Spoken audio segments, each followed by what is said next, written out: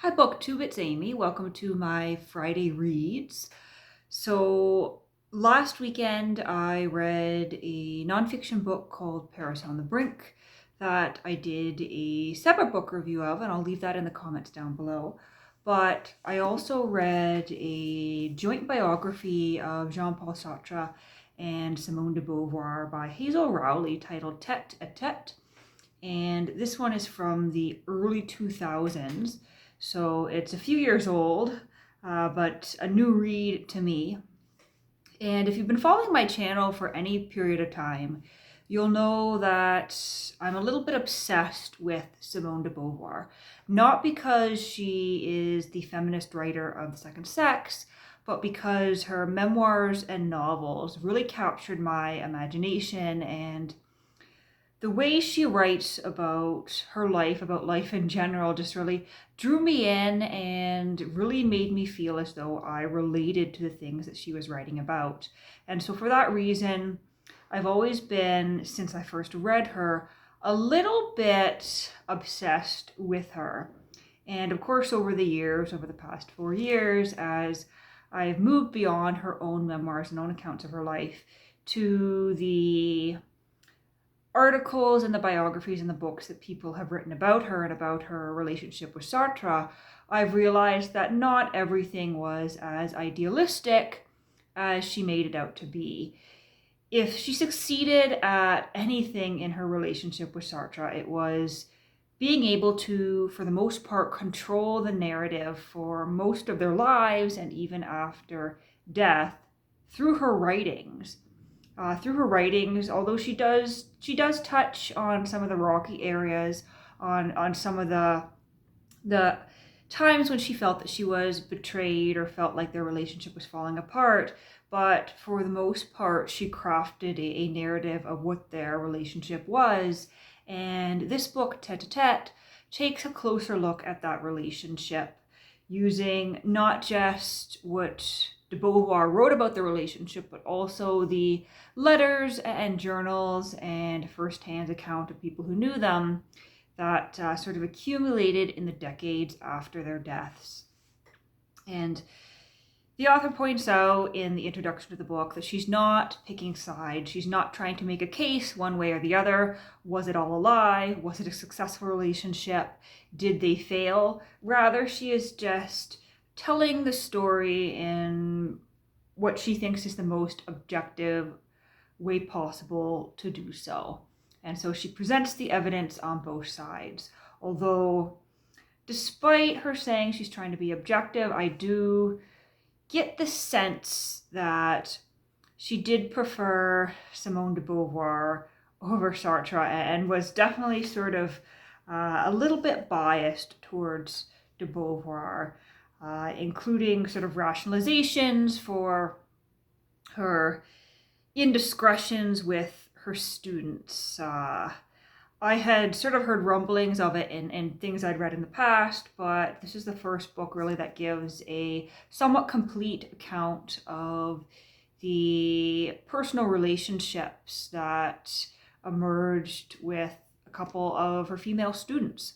So de Beauvoir became a school teacher, a teacher of philosophy, and she taught for several years at a number of schools in France. And in the process of doing that, she developed personal relationships with at least 2 or 3 of her students that she sort of sustained for years afterwards. And they are a little bit on the questionable side. So women that she met when they were 17, 18 as students, who after they graduated got drawn into her inner circle with Sartre and were seduced by him. Certainly questionable. And it becomes even worse as she and Sartre begin to get older, but Sartre is still going after, the 18, the 19, the 23-year-olds. And so there he is, in his 50s, in his 60s, having relationships with young women who are barely out of high school. And so that is sort of the dark side of their legacy and their story. And they weren't always fair to the other people in their lives. They certainly gossiped with each other. Their pact and their relationship was sort of to be open and to have no secrets. And de Beauvoir largely kept that pact. She seems to have told Sartre almost everything. And she told the other men and other women in her life that she was having intimate relationships with, she told them about her other relationships. But Sartre, on the other hand, as I find out through this book, was not so honest with his other relationships, with his other sexual partners or emotional partners. He would tell extensive lies. It almost seems through this book that he was a bit of a pathological liar. He would keep his girlfriends and mistresses a secret from each other. He would swear that he no longer was in love with a certain mistress, or no longer was seeing her, or only was seeing her every 3 weeks, when in fact he was doing the exact opposite. And he saw it as a bit of a game, which is quite disturbing to realize that someone who is considered such a respected philosopher and novelist really had little regard for other people's feelings. Whereas with de Beauvoir here, the author is definitely suggesting that she had regard for others' feelings, and even felt some degree of remorse about drawing those 18, 19-year-old girls into their twisted social circle, into their twisted game so early in their lives, specifically Olga and Wanda. So Olga had been de Beauvoir's student, and after Olga finished up with what in North America we would call high school, she was sent on to study at a higher education facility in Paris, but in fact failed those exams. And de Beauvoir went to Olga's parents and essentially said, let me and Sartre take her on. We will tutor her. We will pay for her education. We will help her to be successful. And Olga's younger sister, Wanda, a couple years later, ended up getting sort of drawn into this really toxic relationship where she was played off between two adults who were several years older than her. So it's this really twisted history of relationships with several young women. And throughout her life, de Beauvoir denied having any relationships, sexual or otherwise, really, with women. She said she wasn't a lesbian. And yet Rowley suggests that the letters and diaries that were found after her death certainly suggest otherwise, although you can't really fault her for denying relationships with women throughout her life, just because of the era in which she was living. Definitely a complex legacy, one that, although I have mixed feelings about her personal life, I am still just infinitely fascinated by the life she lived and by her writings and by the impact that she had on not only 20th century feminism, but also on 20th century philosophy and on French literature at the time. She is just infinitely fascinating, and I do really never get tired of reading about her. And this was by far the most shocking joint biography I've ever read, and the most shocking biography of de Beauvoir that I've come across. And I'm sure as I continue to read even more about her, I will be surprised yet again, because I have a feeling I haven't quite learned all there is to know about Simone de Beauvoir yet. So I did read that.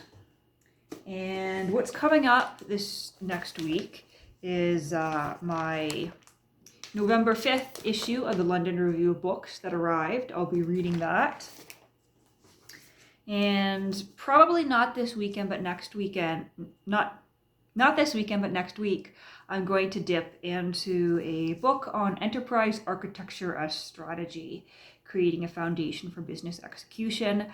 This title certainly sounds dry as dust, but I'm reading it in relation to some stakeholders I had contact with at work, and so I want to get a better picture of exactly what enterprise architecture is, what it's all about, and I'm hoping this book is going to help me out in that regard. And finally, in terms of more leisure reading, I think I'm going to crack open this James Campbell book called Paris, Interzone, since I seem to be on a little bit of a 20th century France and 20th century Paris kick here, just based on the last few books I've read. And this is one that I picked up, it seems a lifetime ago, but late February of this year on my trip to Kingston, Ontario. I purchased this just a few weeks before everything broke loose and everything shut down, and it's been sitting on my shelf ever since. So this is looking at several authors, artists, intellectuals on the left bank in Paris between 1946 and 1960. So it says here, in the spring of 1946, the Black American novelist Richard Wright presented himself at the Rue de Fleuris apartment of Gertrude Stein, a meeting which symbolized the passing of one generation of writers in Paris and the birth of another. Paris Interzone begins with this moment and ends with the death of Wright 14 years later, a death which many close to Wright regarded as suspicious. The intervening years yield a host of strange tales, links between writers and the CIA, the beguiling Boris Vian, French engineer, novelist, and jazz musician who passed as an American Negro, the rescuing from obscurity of Samuel Beckett by a small left bank magazine edited by the Scottish writer Alexander Trotsky, who led another life as Frances Lengel, First Lady of Lust, and the story of Maurice Gregorius, Olympia Press, whose catalog placed a written-to-order pornography next to modern classics such as Lolita, Watt, and Naked Lunch.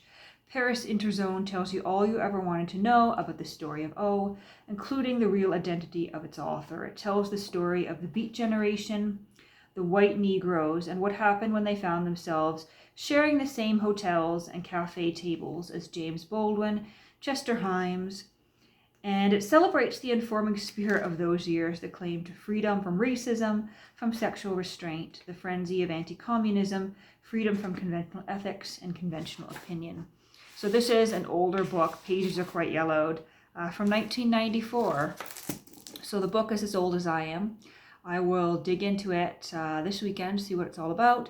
To be honest, I don't know much about Richard Wright, but for whatever reason, the book did catch my eye when I was in Kingston 9 months ago now. So I hope you've had an excellent week. It's been pretty good here. We had a lot of snow, a little bit of freezing rain. It's pretty much miserable out there, so I'll definitely be as usual this year, I'll definitely be spending most, if not all, of my weekend indoors. Do let me know what you've been reading in the comments below, and I hope you have a lovely Friday and a lovely weekend.